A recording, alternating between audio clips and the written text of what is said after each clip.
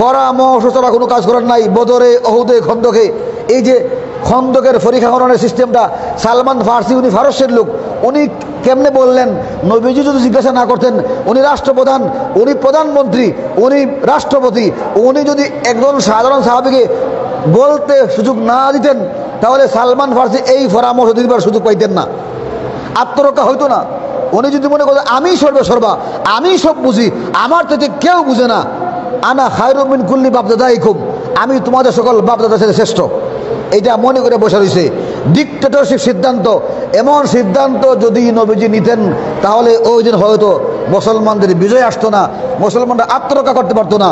কোরআনে কারিমে আল্লাহ বলে দিয়েছেন যে তোমার ব্যক্তিগত জীবন হোক, পারিবারিক জীবন হোক, সামাজিক জীবন হোক, ওয়াশাউরহুম ফিল আমর ফাইজা আযামতা ফাতাওয়াক্কাল আলাল্লাহ, পরামর্শ করো, যখন পরামর্শ করে সিদ্ধান্ত নিয়ে নিবা, তখন আল্লাহর উপর ভরসা কইরা এই পরামর্শের উপর অটল থাকো, পরে আর মত পাল্টাইও না। এরপর ওয়ামরুহুম শুরা বাইনাহুম, আল্লাহ বলেছেন মুসলমানরা যখন কোনো কাজ করে পরামর্শ নিয়ে কাজ করে। এই জন্য নবীজি বলতেন আসিরু আলাইয়া, আমি যদিও দুনিয়া আখিরাতের সর্দার, দুনু জাহানের সর্দার, উতিতু ইলমাল আউয়ালিন ওয়াল আখিরিন, আমাকে উভয় জগতের ইলম দান করা হয়েছে, কিয়ামত পর্যন্ত কি ঘটবে সব কিছুর জ্ঞান আল্লাহ আমাকে দিয়েছেন। এরপরেও আমি বলছি আসিরু আলাইয়া, আমাকে এই মুহূর্তে কি করতে হবে পরামর্শ দাও।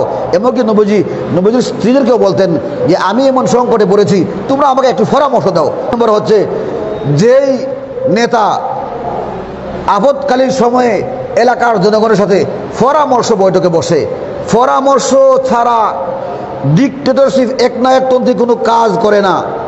কারণ আল্লাহর রসুল সাল্লাল্লাহু আলাইহি ওয়াসাল্লাম কখনোই গুরুত্বপূর্ণ কাজগুলিতে পরামর্শ ছাড়া কোনো কাজ করার নাই। বদরে, ওহুদে, খন্দকে, এই যে খন্দকের পরীক্ষা করানোর সিস্টেমটা, সালমান ফার্সি, উনি ফারসের লোক, উনি কেমনে বললেন?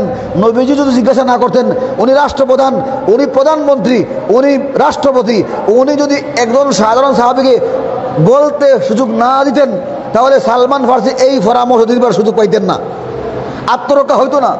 উনি যদি মনে করতেন আমি সর্বসর্বা, আমি সব বুঝি, আমার থেকে কেউ বুঝে না, আনা খায়রুম মিন কুল্লি বাপদাদাইকুম, আমি তোমাদের সকল বাপদাদার সাথে শ্রেষ্ঠ, এটা মনে করে বসে রয়েছে।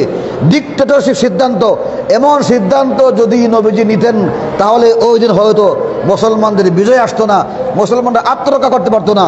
কোরআনে কারিমে আল্লাহ বলে দিয়েছেন যে তোমার ব্যক্তিগত জীবন হোক, পারিবারিক জীবন হোক, সামাজিক জীবন হোক, ওয়াশাউরহুম ফিল আমর ফাইজা আযামতা ফাতাওয়াক্কাল আলাল্লাহ, পরামর্শ করো, যখন পরামর্শ করে সিদ্ধান্ত নিয়ে নিবা, তখন আল্লাহর উপর ভরসা কইরা এই পরামর্শের উপর অটল থাকো, পরে আর মত পাল্টাইও না। এরপর ওয়ামরুহুম শুরা বাইনাহুম, আল্লাহ বলেছেন মুসলমানরা যখন কোনো কাজ করে পরামর্শ নিয়ে কাজ করে। এই জন্য নবীজি বলতেন আসিরু আলাইয়া, আমি যদিও দুনিয়া আখিরাতের সর্দার, দুনু জাহানের সর্দার, উতিতু ইলমাল আউয়ালিন ওয়াল আখিরিন, আমাকে উভয় জগতের ইলম দান করা হয়েছে, কিয়ামত পর্যন্ত কি ঘটবে সব কিছুর জ্ঞান আল্লাহ আমাকে দিয়েছেন। এরপরেও আমি বলছি আসিরু আলাইয়া, আমাকে এই মুহূর্তে কি করতে হবে পরামর্শ দাও। এমনকি নবীজির স্ত্রীদেরকেও বলতেন যে আমি এমন সংকটে পড়েছি, তোমরা আমাকে একটু পরামর্শ দাও। নবীজি যখন উমরা করার জন্য হুদায়বিয়ার সন্ধি যে বছর হয়, ষষ্ঠ হিজরিতে, সাহাবাকেরা বলছেন চলো আমরা কি করতে যাই, আমরা উমরা করতে যাই। মক্কার কাফেররা নবীজিকে আটকাই দিল। সেই লম্বা কাহিনী, চুক্তি হইল, যে চুক্তিতে মুসলমানদের নতি শিকার হয়েছে, এই চুক্তি মানা যায় না, মুসলমানরা এই চুক্তির কারণে অপমানিত বোধ করছিলেন। তখন নবীজি বলছিলেন যে ঠিক আছে, আমরা চুক্তি হয়েছে এই বছর ফিরে যাব, আগামী বছর আইসা আমরা হজ করব, উমরা করব, সুতরাং এখান থেকে আমরা মাথা মুন্ডায় চলে যাই। নবীজি বললেন সকলেই মাথা মুন্ডাও। সাহাবারা কেরামের ভিতরে জিদ, রাগ, অভিমান, যে নবীজি আমাদেরকে কই মক্কা থেকে মদিনা নিয়ে আসছেন, হজ করে এবার জন্য বললেন যে আমরা হজ করব, আর এখন বলতেছেন আমরা হজ না করে যাইমুগা। এটা ইগো কাজ করতেছে, মনের মধ্যে এটা খুব কাজ করতেছে, না আমরা মাথা মুন্ডাইব না, আমরা যাইব না। এমন একটা পরিস্থিতি, কেউ কথা শুনতেছে না। আরে নবীজির কথা শুনতেছে না, এটা বেয়াদবি না? এটা হইলো যে আমরা তো আসছিলাম প্রয়োজনে জিহাদ করব, লড়াই করব, শহীদ হব, তবুও কাফেরদের কাছে মাথা নত করবো না। কিন্তু নবীজি এটা কি করলেন? কিন্তু নবীজি তো নিজের পক্ষ থেকে কিছু করেন না। ওমায়ান করে হাওয়া ইন হুয়া ইল্লা ওয়াহয়ুহা, আল্লাহর পক্ষ থেকে আল্লাহ আয়াত নাযিল করেছেন, ইন্না ফাতাহনা লাকা ফাতহাম মুবিনা, ও নবীজি আমি আপনাকে বিজয় দান করেছি, আপনি ফিরে যান। তো আল্লাহর পক্ষ থেকে আদেশ আছে ফিরে যাওয়ার জন্য, নবী কি আর সামনে যাবেন? আর যেতে পারবেন না। এখন সাহাবায়ে কেরাম তো এই রহস্য বুঝতে পারেন নাই। তারা বলেন আসলাম হজ করার জন্য, আর মক্কার ভিতরে ঢুকবার আগেই চলে যাব, এটা হইতে পারে না, আমরা যাব না, মাথা মুন্ডাবো না।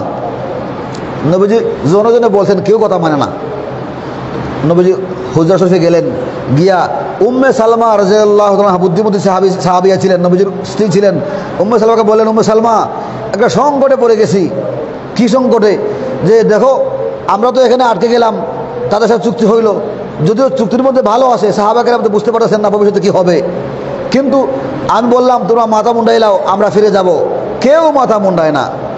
উম্মে সালমা বললেন, নবীজি একটা কাজ করেন, আপনি একজন সাহাবীকে ডেকে আনেন, আর আপনি খুর দিবেন সাহাবীর হাতে, আর যারা গুল হয়ে বসে আছে, রাগ করে বসে রয়েছে, গাছের তলায় উট নিয়ে বসে রয়েছে, ওদের মধ্যখানে যাবেন, ওখানে গিয়া ওই সাহাবীকে বলবেন যে তুমি সকলের সামনে আমার মাথা মুন্ডাও।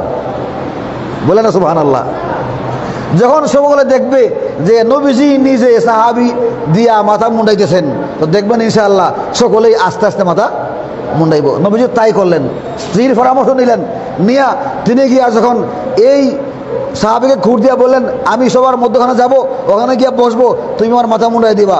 যখন মাথা মুন্ডানো শুরু হয়েছে, সাহাবাকেরা মনে করলেন রে, যদিও রাগ করছি, গুসা করছি, চাইছিলাম যে নবীজি আমাদের রাগের গুসার কারণে, ক্ষোভের কারণে, আমাদের ইগুর কারণে সিদ্ধান্ত পাল্টাইয়া মক্কায় ঢুকার অনুমতি দেন, কাফেরদেরকে কচুকাটা করব, লড়াই করব, জিহাদ করব, শহীদ হব। কিন্তু এখন বুঝতে পারলাম না, আর কাজ হবে না, যেহেতু নবীজি মাথা মুন্ডালিছেন, তাহলে ফেরত যাইতেই হবে। সুতরাং নবীজির দেখা দেখি সকলেই মাথা মুন্ডানো শুরু করে দিয়েছেন। তাইলে বুঝে গেল আমার নবীজি সকল কাজে সিদ্ধান্ত নিতে পরামর্শ গ্রহণ করতেন। এই পরামর্শ গ্রহণ না করার কারণে বিগত 16 বছরে যিনি এক নায়কতন্ত্র শাসন করেছেন, উনি যদি পরামর্শ দিত তাহলে তিনি হয়তো আরো ক্ষমতা থাকতে পারত। তিনি একা একা সিদ্ধান্ত নেওয়া শুরু করেছিল, দলের লোক পর্যন্ত অতিষ্ঠ হয়ে গেছিল যে উনি একলা একলা সিদ্ধান্ত নেয়, উনি থাকলেই কি আর না থাকলেই কি, শুধু উনার সিদ্ধান্ত, উনার লাভের সিদ্ধান্ত করে, আমাদের লাভ হচ্ছে না লস হচ্ছে চিন্তাই করে না। সুতরাং উনি মরলেই কি আর বাঁচলেই কি, পরে ওনার ক্ষমতা চলে গেছে। বুঝে গেল নেতৃত্বের জন্য পরামর্শ জরুরি। আপনার এলাকায় যে এমপি মাঝে মধ্যেই জুমার মসজিদে আইসা মুসল্লিদের পরামর্শ চায়, মাঝে মধ্যেই জনগণকে ডাকে, মুরব্বীদেরকে ডাকে, মেম্বারদেরকে ডাকে, উপজেলা চেয়ারম্যানদেরকে ডাকে, ডাইকা পরামর্শের বসে, পরামর্শ নিয়ে ওই এলাকার সমস্যার জন্য, এলাকায় কি সমস্যা আছে, কোথায় রাস্তা নাই, কোথায় কালভার্ট নাই, কোথায় বিদ্যুৎ নাই, কোথায় ঘড়ি নাই, কোথায় কারেন্ট নাই, কোথায় গুচ্ছগ্রামের সমস্যা, এই পরামর্শগুলি যিনি আইসা করে তাকে আপনি নির্বাচিত করবেন। যে লোকটা কোনোদিন কাউকে জিজ্ঞাসা করে না, বলে আমি যা বলি শুধু অর্ডিন্যান্স জারি করবো, আদেশ দিব, এরা সোনার মালিক, সে আসলে শাসক নয়, শোষক। যে আপনার কথা শুনতে রাজি না, আপনার প্রবলেম শুনবে না, সে সলভ করবে কিভাবে? সুতরাং যে শুনবে না, আপনিও তাকে শুনবেন না।